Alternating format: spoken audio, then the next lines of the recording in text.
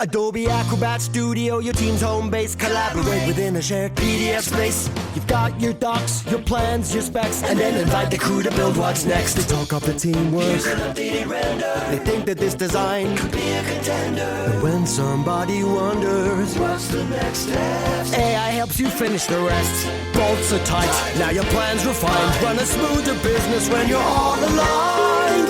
Do that with Acrobat. Learn more at adobe.com/do-that-with-Acrobat. Para Platón, la perfección está ligada con la eternidad. Algo es perfecto en la medida en la que no va a cambiar nunca. Pero Aristóteles, por ejemplo, hay un pasaje muy inspirado donde dice que el blanco no es más blanco porque dure menos tiempo. O sea, la perfección podría darse en un instante.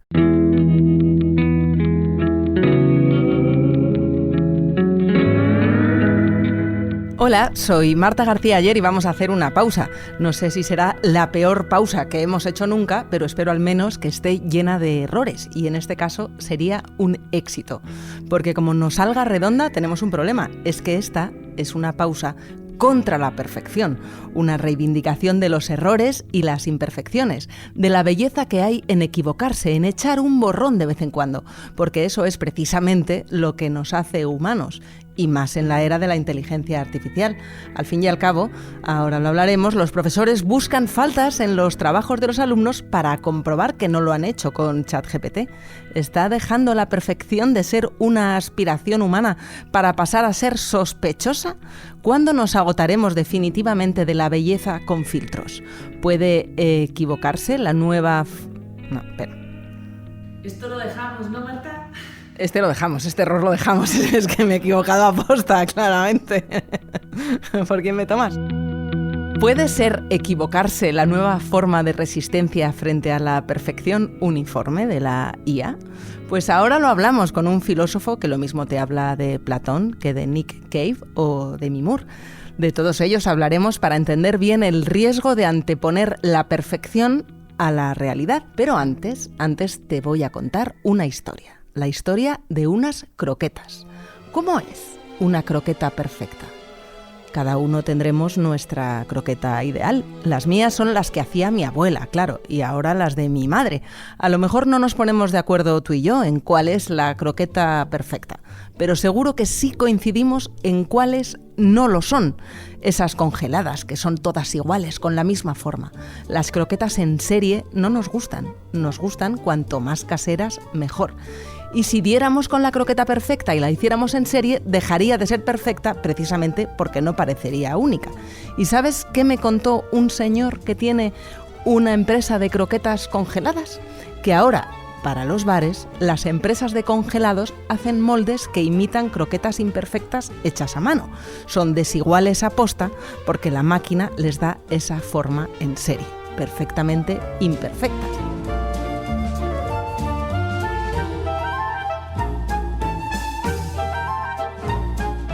Así que no es tan descabellado pensar que los humanos, como las croquetas, para aspirar a ser mejores, hemos de ser necesariamente imperfectos, para ser únicos y no fácilmente reproducibles en serie, con filtros de belleza que nos vuelven indistinguibles a unos de otros y a unas de otras. Aquí a mi lado tengo para hablarlo a Diego Garrocho. Hola Diego, ¿qué tal? ¿Qué tal? ¿Cómo estás, Marta? Diego, hombre, un placer tenerte. Diego es profesor de filosofía en la Universidad Autónoma, fue jefe de opinión en ABC y colabora en COPE.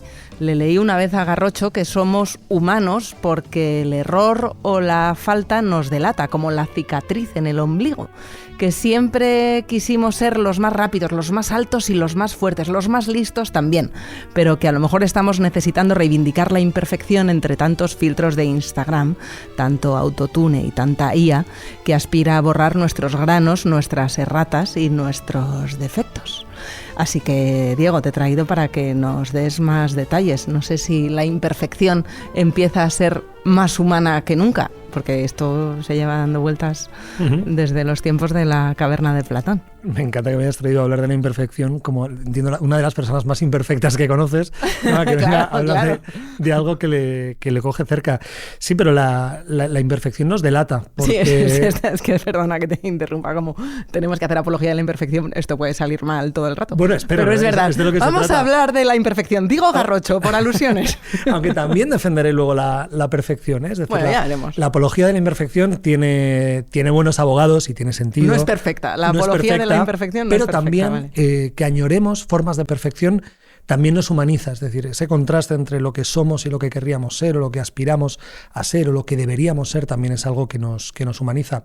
Y la reflexión partía, o yo tendía a reconocer el valor de la imperfección frente a la máquina de una manera muy boba que tú antes describías, ¿no? Y es cuando corriges dentro de la universidad papers o trabajos que te hacen los chicos, normalmente cuando están demasiado bien es cuando empiezas a sospechar, ¿no? Porque si un texto tiene erratas, si un texto tiene incoherencias, naturalmente se nota que ahí hay una mano humana, pero cada vez la perfección de la inteligencia artificial hace que los textos salgan más depurados y por lo tanto, bueno, pues la distancia entre la perfección técnica de la máquina y la imperfección tan delatora del trabajo humano ha marcado, digamos, una diferencia que tiene un valor casi poético. Sabes que los alumnos de filosofía de la Universidad Autónoma de Madrid están escuchando Pausa, son muy de Pausa y a partir de ahora van a llenar sus trabajos.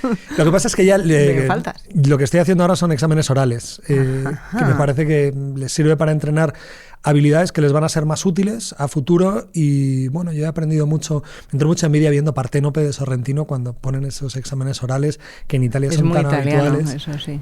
Professore, posso andare un attimo in bagno? All'università si viene già pisciati e cacati, si sieda. Y dije, ¿por qué no lo traemos? Y me pareció una bonita excusa lo de huir de la inteligencia artificial y la verdad es que este año lo he hecho y estoy encantado con la experiencia. I 3 dati per Goulean. 1. L'individuo. 2. La situazione in cui si trova. 3. Il suo modo Es verdad di que la fronteggiare oralidad, situazione esta data. vuelta a la oralidad tiene más sentido que Al nunca ahora que los textos salen como churros y ni siquiera los tenemos que hacer los humanos, pero también entiendo que es un desahogo a la hora de tener que corregir los tochacos, ¿no? Que había antes, reconócelo. Bueno, pero no está mal tampoco, o sea, sentarte, atornillarte en una silla y que vayan desfilando estudiantes durante 4 horas, no está mal, ¿eh? Los exámenes orales imponen, sí. Claro, ahí no hay escapatoria. Tú en un trabajo escrito puedes desarrollar técnicas para corregir muy rápido, leyéndotelo, ¿eh? pero ya, digamos, adiestras el ojo. Mientras que cuando tú tienes un examen oral, bueno, tú puedes limitar el tiempo, pero tienes que estar atornillado durante muchas horas en una silla. Escribía Héctor García Barnés el otro día en El Confidencial que está empezando a enviar mensajes mal escritos a personas importantes a posta para demostrar que es un ser humano, que ahora esto de escribir emails en inglés perfectamente escritos por la Claro. IA y además normalmente con una cantidad innecesaria de palabras, que es una cosa que, por favor, señores y señoras que programan la IA... Que recorten, ¿no? O sea, Sí. que pueden decir lo mismo con menos palabras, que alguien le meta ese prompt ya grabado a fuego a la máquina. Es que fingir errores, me estaba acordando de otro momento donde yo he fingido voluntariamente errores y es cuando estabas ligando con alguien y estabas respondiendo a un mensaje en WhatsApp para que no se notara que has estado tan vigilante, metías como en el jajajaja, ponías un jajajaja. O sea, no, pero para que no sería un salido en vez de un saludo, ¿no? Eso sería el autocorrector, ¿no? Eso me ha pasado en emails.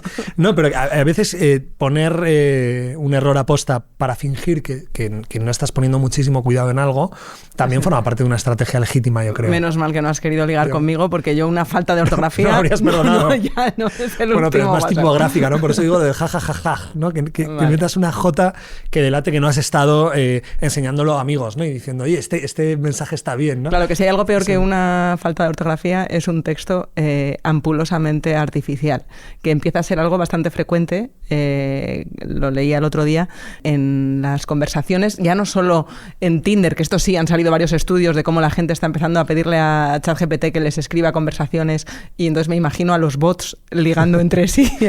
Dame una conversación ganadora. Pero al otro lado seguramente también Claro. haya otro bot y se están hablando entre ellos, sino también en las conversaciones cotidianas por WhatsApp. Redáctame algo para felicitar a mi amiga que acaba de aprobar un examen o qué le puedo decir a esta persona que ha perdido a un ser querido. Entonces estamos artificializando la Claro. conversación por intentar parecer Lo que no somos. lo que no somos. No Es decir, sé, la realidad suele ser bastante más imperfecta.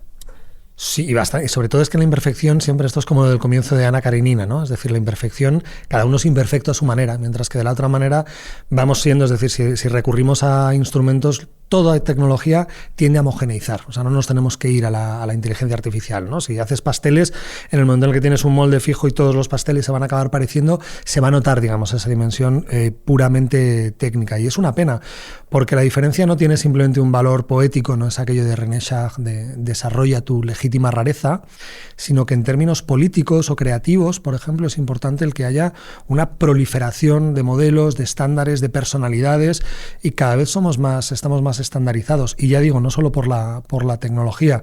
En la universidad pasa mucho, ahora que estábamos hablando de la universidad, que nos insisten, nos obligan a veces o nos incentivan a hacer cursos de innovación docente, que en sí mismos son preocupantes porque no son cursos de mejora docente, sino de innovación. Entendemos que hacer las cosas nuevas o novedosas es necesariamente bueno, pero es muy delator el que todos vamos emprendiendo un mismo camino para convertirnos en el mismo profesor, mientras que tú antes tenías una colección de profesores y de profesoras que eran distintas.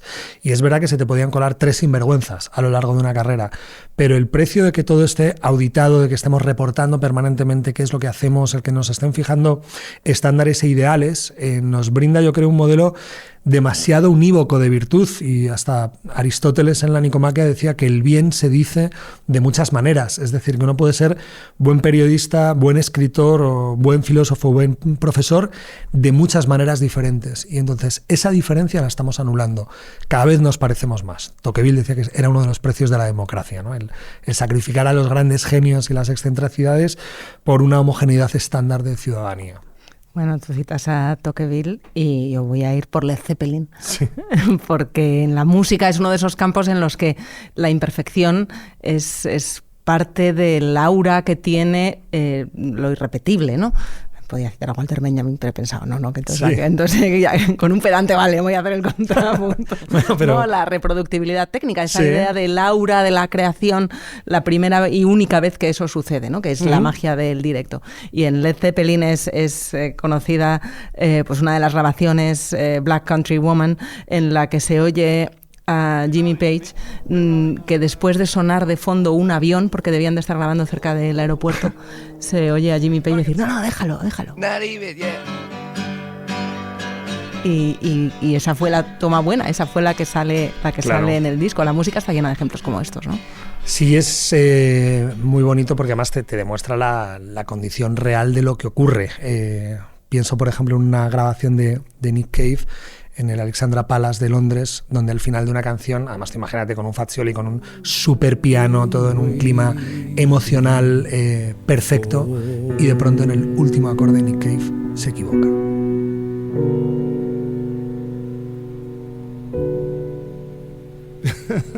¿No? Y entonces él se ríe, y se ríe sonoramente, y deciden no volver a grabarlo, sino efectivamente, ¿no? Lo dejan para demostrar también, para dar la bienvenida a algo que juega un papel, yo creo que en todas las actividades creativas y humanas muy especial, que es el azar, ¿no? El azar, además, uno no puede convocarlo, uno no puede abrir las puertas para que el azar se cuele. El azar acontece precisamente en un lugar, es como la gracia, acontece en un lugar donde uno no lo puede prever, donde uno no lo puede diseñar y donde no puedes generar un guión. Y por eso en el caso de la música nos gustan tanto los discos grabados en directo, en falso directo, pero que no sean pista a pista, porque pasan cosas que, escapan, digamos, a ese control estandarizado. Ahora te cuento una cosa de Police que seguro sabes, pero es que ahora que has mencionado a Nick Cave, leí en el Guardian un artículo maravilloso de qué pasó cuando un fan escribió a Nick Cave diciéndole que le había pedido a la inteligencia artificial que hiciera una canción estilo Nick Cave. Sí, y se la mandó a Nick Cave. Y entonces Nick Cave la escuchó y al más puro estilo Nick Cave dijo, esto es una mierda. Bueno, más le vale, ¿no te imaginas que es muy bueno? Esto es una mierda.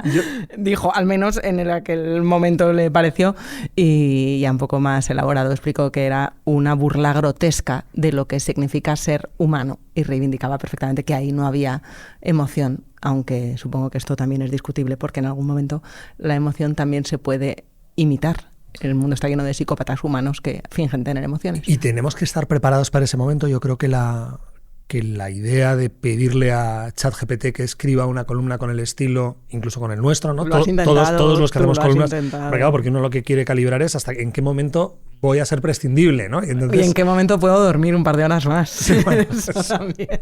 Eso no, o sea, por lo menos la máquina todavía es muy torpe. Sí lo es. Pero eso es lo que nos alivia, ¿no? Es decir, que yo sí que he hecho lo de hazme un artículo como si fuera Diego Garrocho. Y entonces tú notas, o sea, es interesante ver porque te estandariza, te hace una caricatura casi de ti mismo, pero todavía es un instrumento muy torpe. Pero el día que de verdad sea capaz de devolverte un texto que pueda parecer que lo has escrito tú, ese día puede ser terrible. Es decir, ese día vamos a inaugurar preguntas que todavía no están encima de la mesa y vamos a inaugurar terrores que no están encima de la mesa. Bueno, pero lo que haría, en todo caso, en el mejor de los casos, sería el artículo que habrías hecho tú hasta ese momento. Pero sí, no puedes saber qué piensas con lo que ha sucedido mañana, porque todavía no existe registrado, ¿no? La evolución es necesariamente necesita del paso del tiempo. Pero el riesgo, lo digo por seguir sembrando incertidumbre y pánicos, es que, es decir, hasta ahora, y como tú describes muy bien, de alguna manera la inteligencia artificial copia lo ya sucedido, de la misma manera que el arte copiaba a la naturaleza. Pero hay un cuento muy bonito, La decadencia de la mentira, de Oscar Wilde, donde le da la vuelta y dice qué ocurre cuando la realidad empieza a copiar el arte, ¿no? Entonces sería una opción en que tu propia, digamos, estandarización a partir de la IA te sugiera enfoques a problemas típicos que te seduzcan más que tu propia opinión. Es decir, que te convenza porque vas a ser mucho más coherente, ¿no? Y en el fondo, bueno, pues también hay, si hablábamos de música, hay músicos que son capaces de romper su historia musical con discos disruptivos. Y hay otros que sencillamente han construido una carrera musical haciendo siempre el mismo disco porque genera una enorme serenidad dentro de su audiencia, ¿no? Y creo que los dos modelos también pasa. Alguien criticaba hace no mucho, o me criticaba hace no mucho a Umbral, que decía, a Umbral se le critica supongo que por mucha envidia o por lo difícil que era en el trato corto quienes le trataron. Decía, bueno, es que construyó una carrera literaria escribiendo siempre la misma columna. Y tampoco sé si me parece tan mal, quiero decir, o sea, que yo hay mucha gente a la que leo, a la que admiro y que hace siempre lo mismo y que también me genera una cierta satisfacción tranquila el reencontrarme siempre con... Eso es igual que los niños cuando quieren siempre ver la misma película de Pixar una y otra vez, pues cuando te gusta un cineasta quieres ver su película y la enésima versión de su misma película otra vez, bueno, una y otra vez. Es que eso está escrito, quiero decir, como te genera, ¿verdad?, una serenidad, el poder generar una expectativa que se cumple, además en un mundo de tantísima incertidumbre, donde estamos, yo creo, desbordados porque vivamos, ¿no?, tiempos interesantes donde cada día uno se levanta, abre el móvil para ver las noticias y se lleva un susto.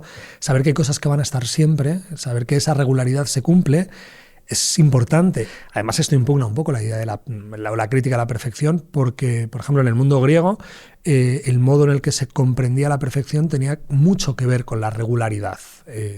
La palabra perfecto apela, de alguna manera, a lo que está completo, ¿no? El prefijo per apela a la realización de algo. Y perfecto viene de facere, de hecho es lo que está hecho de una manera completa, que cumple, digamos, su teleología, ¿no? De hecho en griego se diría teleios, algo que cumple aquello para lo que está concebido.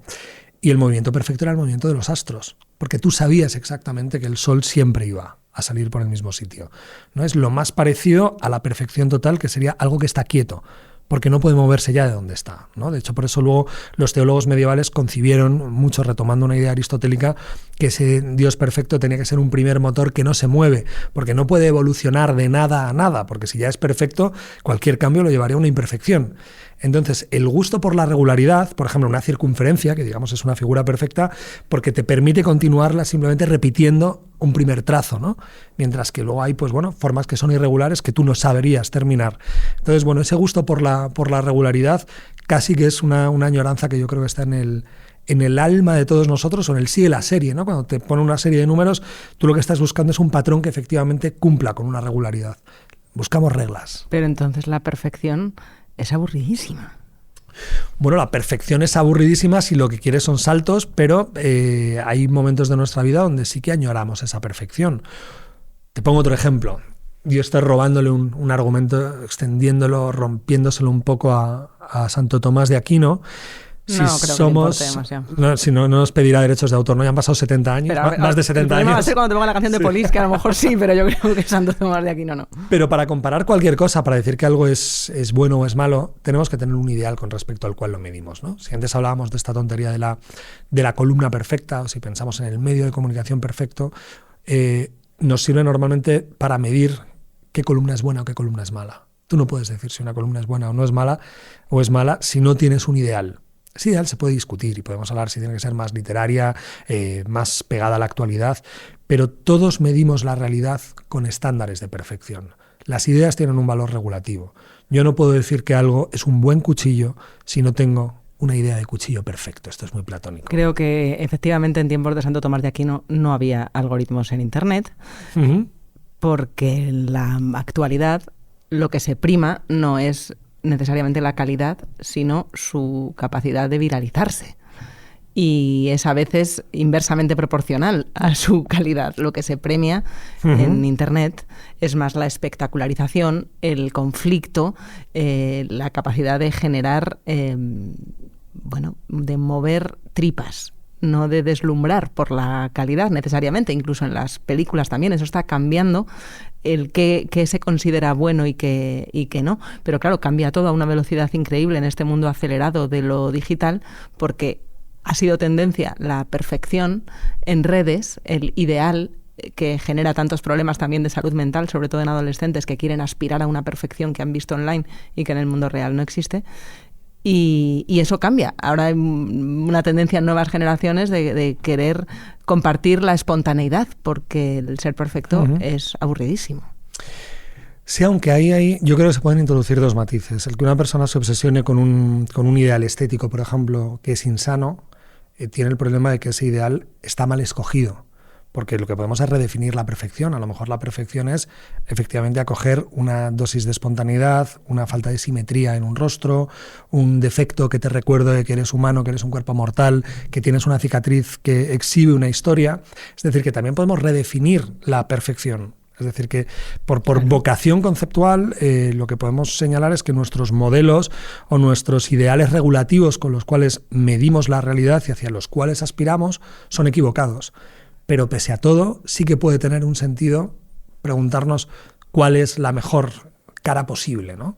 ¿Qué quiere decir? Que para que alguien la busque, pues podemos tener una visión puramente cosmética, donde alguien se preocupe por llenarse de botox y parecer un monstruo, o podríamos señalar, no, la mejor cara posible es una cara sincera. Sí, pero la mejor cara posible, o el ideal de belleza más apolíneo, si quieres, tenía ese podio porque era muy difícil de encontrar. Una vez que lo puedes estandarizar como las croquetas, una vez que es fácil escribir ese email perfecto, que antes era muy valorado porque esa sintaxis tenía un estatus, pero ahora sí te lo puede hacer el bicho por encargo, pues qué mérito tiene escribir un email bien, con todas las comas bien puestas, si ya te lo hace la máquina. Bueno, eso en caso de que ChatGPT sepa poner las comas, que lo discutiría ante un tribunal. O sea que va cambiando también en cuanto se hace muy fácil. Claro, el acceso es casi universal. Bueno, eso pasó también en pintura, ¿no? O sea, en el momento en el que sale la fotografía, se asume que lo más relevante no es que tú puedas hacer exactamente una copia de la realidad, ¿no? O sea, el problema de los retratistas ya no tiene tanto sentido en el momento en el que tú puedes fotografiar a alguien, el que haya un retratista que lo que busca es solo ser fiel a esa realidad, ¿no? Hacer una copia perfecta. En la pintura también hay ejemplos de la reivindicación de la propia imperfección. Incluso en genios como Velázquez, que creemos perfectos, también han hecho de la imperfección su propia marca. Bueno, y además se le nota mucho en la evolución, ¿no? O sea, un Velázquez más maduro, o sea, ya va perdiendo, digamos, esa obsesión de retratar con una absoluta fidelidad, aunque también si hablamos de fidelidad y de Velázquez, pensamos, ¿no?, en el retrato de Inocencio X, que dicen que le enfadó mucho, porque el Papa dijo que era troppo vero, es demasiado verdadero, ¿no? Que puede querer decir que en algo que aspira a copiar la realidad es tan verdadero que no simplemente te copia los rasgos, sino que transparece el alma, y me atrevería a decir la maldad de ese Papa, porque el retrato lo que da es miedo. Por eso luego Francis Bacon empezó a hacer variaciones como un loco sobre ese cuadro, donde ya no buscaba, digamos, retratar perfectamente el cuerpo o el rostro de esa persona con aspecto malvado, sino el puro mal, ¿no? Y entonces hay una colección, hay una serie de pinturas que dan mucho miedo porque te demuestran que lo que hace la pintura a partir de un determinado momento no es solo copiar, es exaltar, es exacerbar, bueno, y en el fondo la historia de la pintura está llena de ejemplos parecidos. Y la fotografía también, estoy pensando en la portada creo que era de la revista Time, que enfadó a Donald Trump, porque no se vio favorecido, claro. No es la versión idealizada que tiene de sí mismo. Y sí, Ana, vamos a hablar de Donald Trump en el episodio de La Perfección. Eso no es el único, cualquiera que haya trabajado en una redacción de periódico, no es la única llamada que puede existir a una redacción de periódico diciendo que a alguien no le ha gustado cómo sale en una portada de periódico. La gente fliparía si contásemos las pequeñas vanidades de algunos. Pequeñas y enormes vanidades de gente tremendamente poderosa, como para imaginarla perdiendo el tiempo mirando si sale el Michelin en una foto de una operación del IBEX gigante, que dices, no es verdad. Además, que esta persona se esté preocupando por esto. Es no conocer a los periodistas, porque basta que te llamen para que te digan, no, es que no me gusta que se me vea no sé qué, para que digas, vamos a hacer un monográfico sobre eso que no quieras que se vea, ¿no? Entonces es muy raro, sí. Oye, y la música que comentabas antes, ahí sí que es un campo donde la tecnología y el arte han ido siempre entrelazadas, y la tecnología ha ido permitiendo que cada vez se puedan hacer grabaciones, que se decía, más limpias, ¿no? Con imperfecciones que claro, a mediados del siglo XX eran inevitables. Ahora son evitables, pero no necesariamente se quieren evitar. No, porque se pierde parte de la magia, o ¿cómo crees que va a evolucionar esto en la música? Que yo sé que tú ahí haces tus pinitos con tu guitarra. Bueno, o sea, es verdad que también la perfección en la música tiene una historia muy concreta de cómo ha ido cambiando, ¿no? O sea, antes citabas Led Zeppelin, pero si pensamos en el punk, por ejemplo, nos enseña que hay una ruptura definitiva con lo que tiene que ver con tocar bien, ¿no? Es decir, o sea, la música ha habido momentos donde lo que ha reivindicado es un determinado preciosismo, un determinado virtuosismo, incluso la ejecución, más allá del puro registro, ¿no? Y de pronto hay géneros musicales donde gente que no sabe tocar, o sea, los Sex Pistols yo no sé si saben, o sea, no podríamos decir tocan de una manera canónica, tocan bien, ¿no? Suben la distorsión, dan igual, es decir, la suciedad e impugnar el canon de ejecución forma parte, digamos, de su propia vocación musical. Incluso músicos tan sumamente ortodoxos en su heterodoxia como Paco de Lucía. Había unas declaraciones de Paco de Lucía muy interesantes donde explicaba, cuando él le encargan tocar el concierto de Aranjuez, él no sabe leer música, pero se la traducen para poderlo interpretar, y además a él le obsesiona el tener que tocar la nota a tiempo, el ser fiel al tempo que marca la partitura y no tanto a la ejecución de la nota limpia. Porque él decía que era imposible tocar la nota limpia y que a todos los guitarristas que había visto estaban siempre obsesionados con esa limpieza, pero a él no le importaba dar una nota más sucia, ¿no?, pero que estuviera siempre a tiempo. Entonces, cómo se relaciona un músico con la perfección es muy relevante, porque de nuevo es uno de los lugares que exhibe su personalidad. Y según uno va educando el oído musical, aprende a valorar cosas que no son tan virtuosas a primer oído, ¿no? O sea, eso lo dices tú porque eres un romántico, pero yo lo he escuchado contar a algún músico la frustración que es que ahora todo suene tan perfecto que no se lo creen, sobre todo si eres músico profesional y percibes que no se está escuchando la respiración del batería. Ya. Y entonces no es verdad, porque bueno, es que los baterías, al menos los humanos, tienden a respirar cuando están tocando, respiran, ¿no? Sudan, y lo que es peor es que ya te pueden corregir si desafinas. Es decir, ya es, o sea, el modo en el que te pueden corregir a un cantante es absoluto. O sea, y eso se está haciendo. Y eso se hace, y a veces se hace de manera descarada. Es decir, o sea, que tú eres capaz de localizar, es decir, da un sonido muy concreto, ¿no? Entonces, bueno, yo tampoco quiero ser en esto agorero. O sea, supongo que, o sea, la música y la creatividad, yo creo que luego van a acabar encontrando otras regiones y se colarán por otras rendijas que no son las que inmediatamente estamos viendo, ¿no? Y bueno, pues la tecnología suele asistir a la creatividad y simplemente genera patrones nuevos y, bueno, inaugura nuevas formas. Yo no creo que vaya a ser el final de nada. O sea, en eso soy muy poco agorero. Bueno, pero se van a valorar otras cosas. En el momento en que sea fácil tener esa grabación limpísima, Bueno, lo hemos visto simplemente algo tan sencillo como el retorno de la música en directo en el momento en el que se dejaron de vender discos, ¿no? Pues nos ha llevado a reencontrarnos mucho más con los artistas en directo, que es una experiencia que ya no es solo musical, sino que lo que te encuentras es otra cosa, ¿no? Así que puede ser bueno, ¿no? No digo que necesariamente no lo sea, pero tampoco tiene por qué ser catastrófico. ¿Sabes esa risa mítica que suena al principio de Roxanne? Sí. Que se oye a Sting claro. reírse. ¿Tú sabes por qué se ríe? No. O sea, no es fingida. No es fingida. Yo esa risa es como el inicio de Roxanne, ¿no? Como esos acordes. Si te fijas bien, voy a ponerlo otra vez a ver si lo oyes. Que se cuela. Se sienta en la tapa del piano y no sabe que está levantada y entonces le da la risa porque se ha sentado encima y siguen tocando. Y esa risa... Y se queda claro. Quedó y era un momento de complicidad máxima y les gustó. Al final, y por más lo que dejamos, rara, ¿no? Y lo dejaron. Eso... Sí, ahí, bueno, y perros sonando, ¿no? O sea, la historia de, quiero decir, que la historia de cosas que se han colado en discos y en canciones es muy bonita. Bueno, en nuestras propias fotos uno a veces acaba descubriendo cosas, ¿no? Tú coges tu galería de fotos del móvil y en una foto de grupo acabas descubriendo cosas que no esperabas que estuvieran. Y la gente que ha nacido en el siglo XXI no da crédito de las fotos que teníamos en el siglo XX, claro. Esas fotos, sobre todo las fotos nocturnas, pueden ser horrorosas.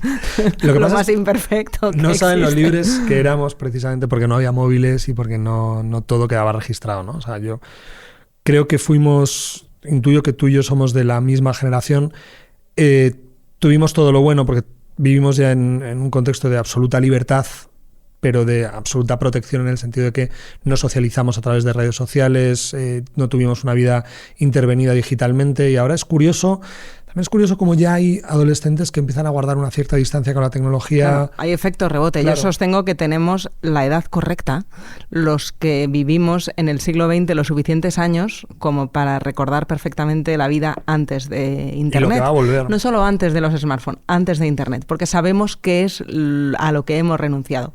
La gente que ha nacido en este siglo solo puede fantasear con ello. Creo que por eso series como Stranger Things y recreaciones de cómo era la vida en los años 80 y 90 tienen tanto éxito entre los jóvenes de hoy, porque les parece loquísimo lo libres que podías ser sin tener que estar pues alimentando a la bestia digital. A lo mejor nos está quedando esto un pelín nostálgico. Bueno, pero quiero decir, la nostalgia es el signo de nuestra época, ¿no? No me tienes que convencer. Yo escribí un libro sobre la nostalgia y es normal, ¿no? Y que ellos también quieran no tanto replicar nuestra forma de vida, sino volver a soñar como se soñaba entonces, ¿no? Volver a experimentar el futuro como un lugar de esperanza, que era como vivíamos, ¿no? Yo creo que quienes hemos nacido en los 80 mirábamos hacia adelante normalmente llenos de esperanza, en la convicción de que el mundo estaba bien hecho, de que había un pacto social que normalmente se cumplía. Y aunque nuestra vida no fuera cierto, como pacto funcionaba. Claro, yo creo que nuestra generación es la primera que se frustra y que fracasa, ¿no? Crisis del 2008, muchas vidas profesionales ahí se atascan y luego yo creo que ya esa crisis se ha cronificado. Y además yo creo que las crisis se hacen especialmente hondas no cuando las vive solo una generación, sino cuando son dos generaciones, cuando hay un doble testigo de esa crisis. Y ahora los chicos están volviendo a muchas cosas. Antes estábamos hablando de música. Es muy curioso como en la industria de las guitarras hubo un momento de pánico porque tuvieron la sensación de que nadie iba a comprar guitarras, ¿no? Porque la nueva música no se hacía con guitarras, el reggaetón no se toca con guitarras.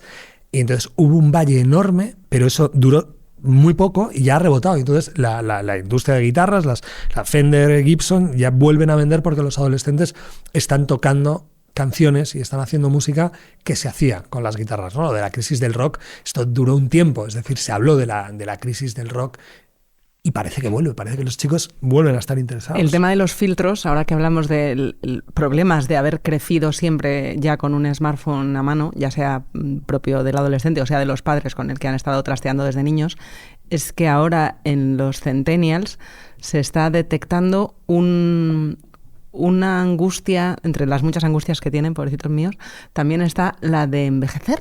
Claro. Porque las primeras arrugas, se nos ha olvidado a los que no las hemos ido monitorizando, ¿no? Día a día, selfie a selfie, salen bastante temprano, salen en la veintena ya vas viendo un rostro maduro, pero que son bellas, pero existen. Y el haber estado tanto tiempo filtrando la belleza con cánones irreales de otros que comparten fotos trucadas para parecer más guapos, o de estar siempre con el filtro de TikTok o de Instagram o de Snapchat, creyendo que eres y compartiendo una imagen de ti idealizada ante los demás, hace que cuando de repente te confrontas con el espejo dices, ostras, yo ya no sé quién soy. Joder, ahí hay otra cosa que yo creo es peor, que es la cronología. Nosotros no vivíamos tan pendientes de la cronología estricta sencillamente porque no teníamos un registro permanente. En el momento en el que tú puedes, y ahora mismo no hace falta tener redes sociales, el propio iPhone te lo recuerda, ¿no? Es decir, te puede recordar una foto tuya de hace 3 años y ya te notas distinto. Eso puede aparecer, es durísimo, que dices, pero si solo han pasado 3 años. Claro, te puede aparecer una persona a la que amaste. Y eso se puede tunear. Eso he visto como le puedes decir al iPhone, esta cara a lo mejor no me hace falta que me la enseñes más. Pero también es doloroso, ¿no? O sea, a lo mejor si es una cosa como súper traumática tiene sentido, pero tú ahí, claro, lo puedes borrar todo, pero tú hay cosas que no quieres borrar. No tienes por qué borrarlo, basta con que le digas, que no te aparezca, digamos que no está en favoritos. Salvo que no te... pero genera, es decir, o sea, la experiencia del olvido ha cambiado mucho. Y está muy mediada por la tecnología, y que ahora tengas que tomar la decisión de que no quieres que alguien te aparezca, por ejemplo, en caras más frecuentes. O sea, esto es terrible. ¿En qué momento una pareja antigua deja de aparecerte en caras más frecuentes? Y es demoledor, porque hay un momento donde sigue siendo, o sea, es de las personas que tú más has retratado en tu vida, y hay un momento en el que desaparece.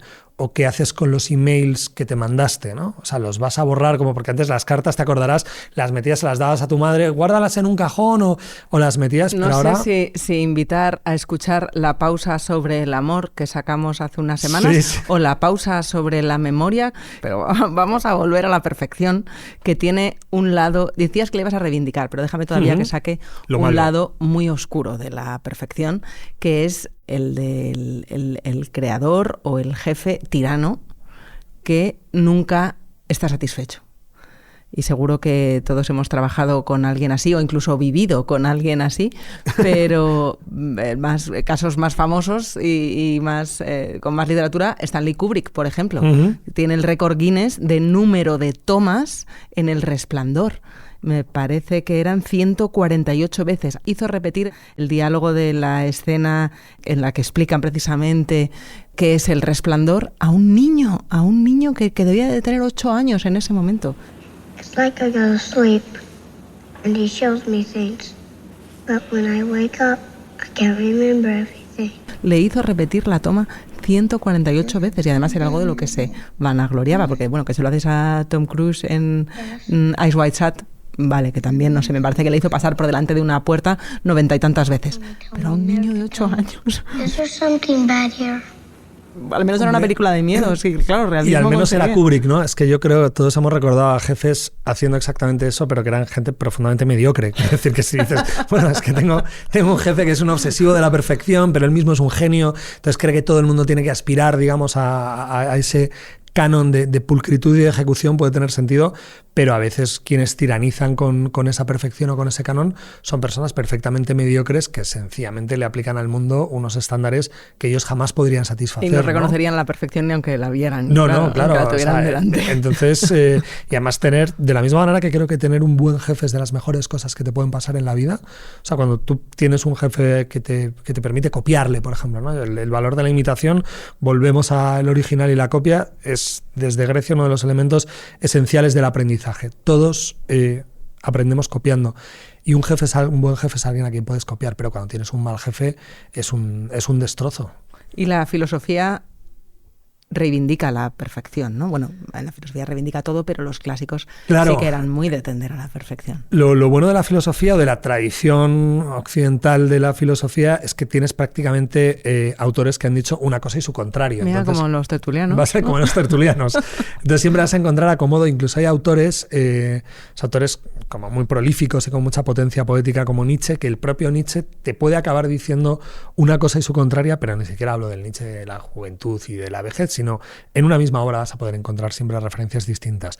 Pero sí es verdad que si la filosofía se parece algo a esa disciplina que inaugura Platón por boca de Sócrates o Sócrates en la memoria de Platón, la perfección tiene un lugar preponderante en algo que yo creo que recordaremos todos, incluso de la filosofía del bachillerato, como es la teoría de las ideas, ¿no? La asunción o la añoranza que existe en el corazón humano de que tienen que existir modelos perfectos. Y eso es curioso porque eso no es una excentricidad de un pensador del siglo IV a.C. Eso es algo que nos pasa permanentemente y en lo que seguimos viviendo y que está instalado en la intimidad de nuestro espíritu, de nuestro cerebro, de nuestra alma o como prefieras cifrarlo, porque todos añoramos cosas perfectas y medimos la realidad en base a ese canon. Todos somos capaces de imaginar cosas que por supuesto no existen, cosas tan sencillas como una circunferencia. Eso es algo que no vas a encontrar jamás en el mundo real, ¿no? Por muy bien que tú dibujes una circunferencia o un punto no tiene extensión, es decir, es una abstracción con la que tú puedes manejarte, con la que puedes hacer metáforas y mediciones exactas, pero nunca vamos a ver una línea recta, ¿no? Y necesitamos, sin embargo, esas abstracciones o esas condiciones ideales que nos llevan o que son útiles a la hora de medir nuestra propia vida, ¿no? Y en el modo en el que esa perfección se piensa, pues hay matices filosóficos muy interesantes. Por ejemplo, para Platón la perfección está ligada con la eternidad. Algo es perfecto en la medida en la que no va a cambiar nunca. Pero Aristóteles, por ejemplo, hay un pasaje muy inspirado donde dice que el blanco no es más blanco porque dure menos tiempo. O sea, la perfección podría darse en un instante. Y esto nos puede volver a llevar, por ejemplo, a la deuda que nosotros le imponemos a las cosas o a las experiencias a partir de la temporalidad. Un ejemplo muy claro.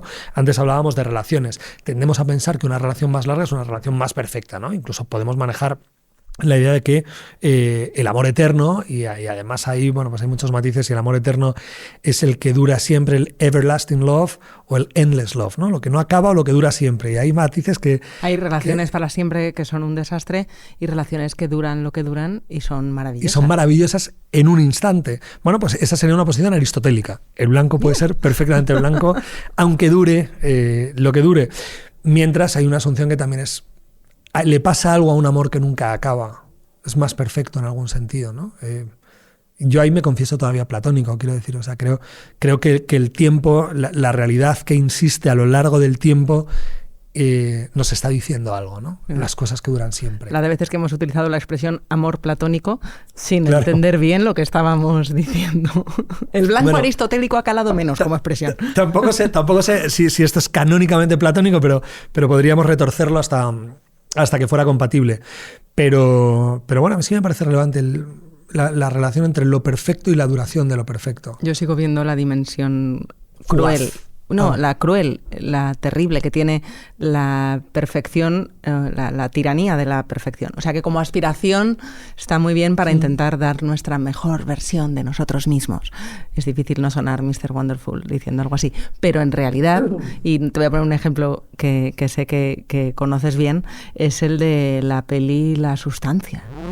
Que retrato más perverso pero más bueno de a dónde puedes llegar como te obsesiones con la perfección. En la película es Demi Moore la que se va dejando la piel en ella. Literalmente. Sí, y además yo creo que si esa película es tan buena y es tan cruel es porque en el fondo está retratando un mal de nuestro tiempo muy reconocible, ¿no? Donde todos podemos estar ahí, en grados muy menores. No voy a hacer ningún spoiler, es una película delicada de ver, pero... Sí, salpica, hay que tener cuidado porque hay momentos que salpican. Pero, de nuevo, creo que a lo mejor lo que plantea esa película es un canon de perfección que es disparatado, ¿no?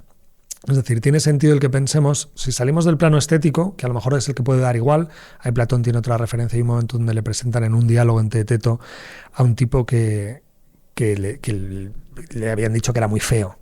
Y Platón dice, no eres feo, Teeteto, porque el que habla y piensa bellamente es bello, ¿no? Entonces podríamos trasladar el ideal de perfección estético al ámbito moral y a lo mejor ahí sí que podemos aspirar como ideal regulativo a construir una vida que sea próspera o que una vida donde, apuntemos a Aristóteles diría el centro de un arquero, aunque también sé por dónde me puede salir, y por ejemplo toda la tradición liberal lo que diría es cuidado con los ideales morales.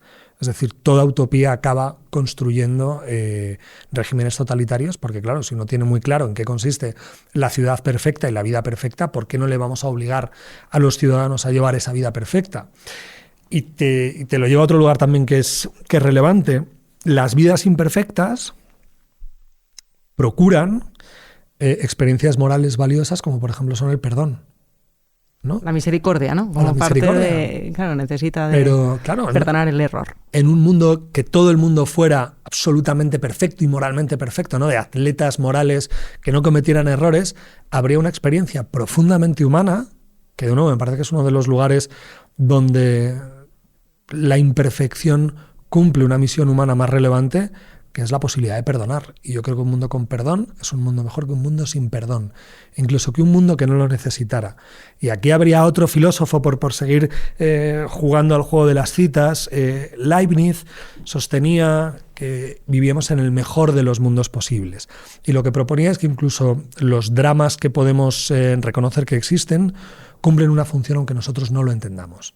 Y que si le restáramos al mundo una dosis de sufrimiento o una dosis de injusticia, en el fondo el cómputo final sería un mundo más imperfecto.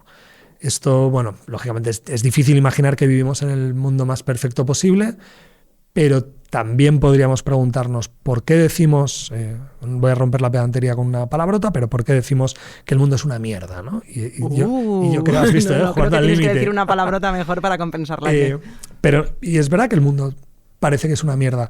Pero si el mundo nos parece una mierda es porque soñamos un mundo, porque sentimos un mundo, porque añoramos un mundo que podemos imaginar algo mejor. Siendo perfecto. Bueno, ya sé la pausa que te pongo de deberes para escuchar, si no la has escuchado todavía, que es con Valerio Rocco, que es un amigo común. Sí, muy buen amigo, y sí la tengo escuchada, claro. Que era la de la trampa del fracasa mejor. Tampoco pongamos el fracaso como... no, a mí como una aspiración, pero sí, claro, el error forma parte de la vida. Pero ahí, fíjate, yo he discutido mucho con Valerio. Yo estaba en ese proyecto de investigación en el que estaba Valerio, y a mí me aburre mucho la gente que romantiza el error, ¿no? Y además hay toda la moda esta de los gurús económicos que en el fondo te hablan de su error para demostrar que se hicieron millonarios sobre sus propias equivocaciones.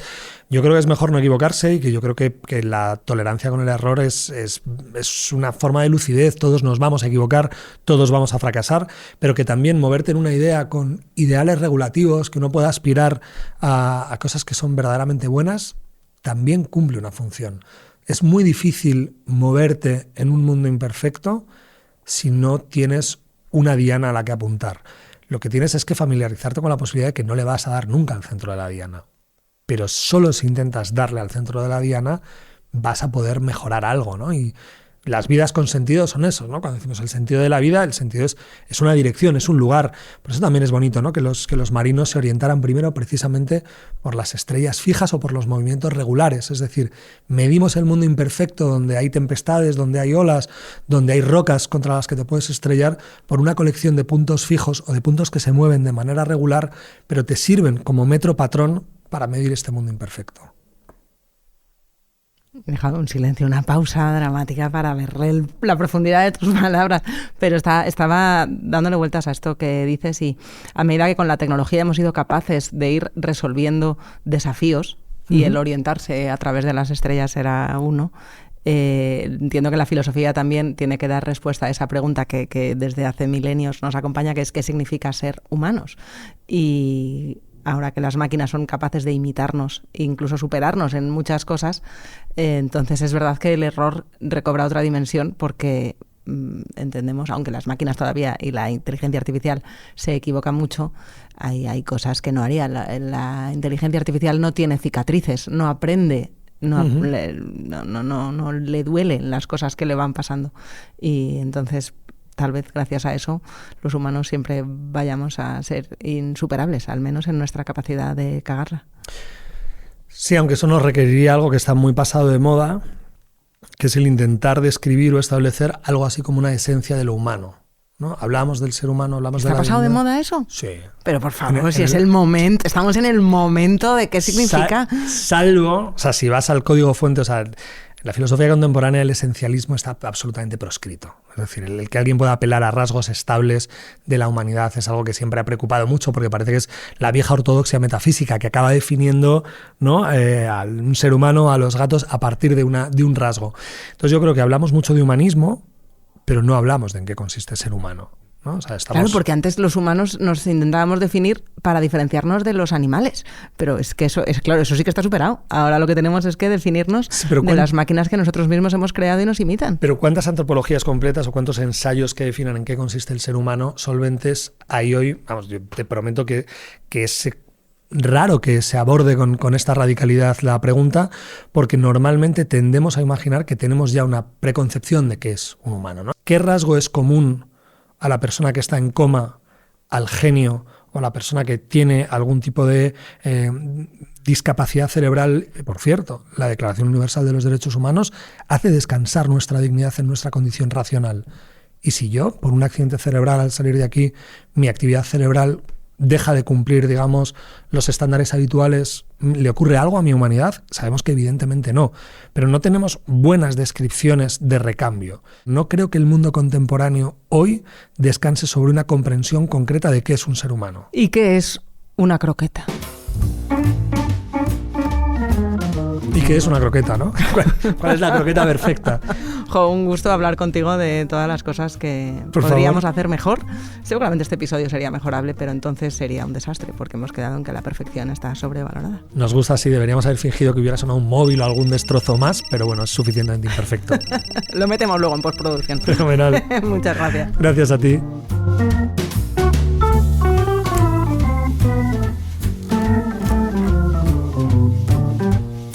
Pausa, el podcast semanal del Confidencial que dirige y presenta Marta García Ayer, con la realización y el diseño sonoro de Ana Schultz, la asistencia técnica de David Fernández Marcos, la coordinación de Antonio Martín y el vídeo de Sergio Cerqueira.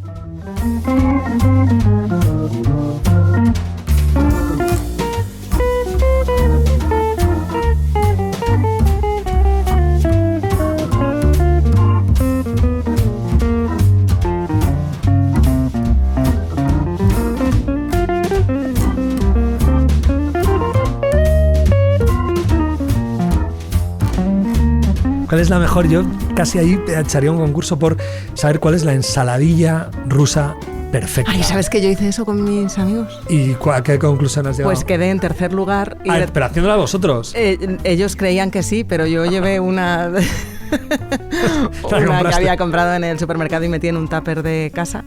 Y, creo y que conseguí quedar en tercer lugar y se la colé a los expertos Qué barbaridad, ensaladillólogos. Sí, pues bueno, a mí no sé si me lo dirás porque... Están, no, es que la ensaladilla yo le hago la... No, perdona, yo gané con la del Mercadona. No olvides suscribirte a la newsletter de Pausa, con recomendaciones y contenidos exclusivos de todo lo que comentamos en el episodio. Encuentras el link en la descripción de tu plataforma de podcast.